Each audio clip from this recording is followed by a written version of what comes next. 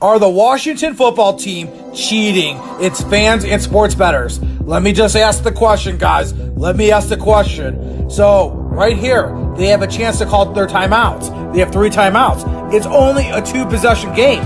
You could always stop the clock, score, and get an onside kick. But they're not calling their timeouts. They let it go to the 2-minute warning. No timeouts. And look at this.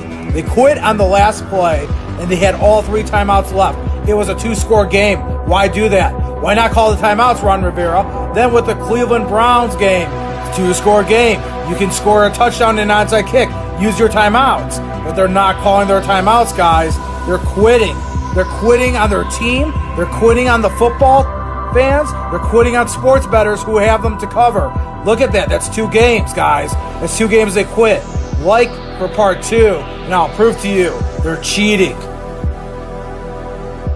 Watch this video to the end. Prove me wrong. The Washington football team is cheating. They're quitting. They're tanking. This is 2 games in a row. They had 2 timeouts, or 3 timeouts, should I say. They had all 3 timeouts. Called none of their timeouts. And they could have covered, and they cheated. They quit on their team. They could have came back. Now, watch this game.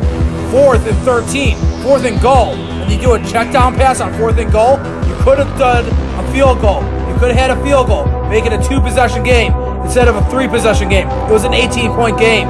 Go for the field goal. It would have been 2 possessions. They quit.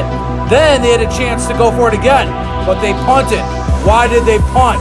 It's a 3-touchdown game. It's a 3-touchdown game. But Washington intercepts a pass. So then they would score a touchdown. Now remember, the line was 13 points. It was 13 points, and they lose by 14. They could have kicked a field goal. They cheated. They're tanking. They're cheating. Oh no, I think the Washington football team is not trying to win games, guys.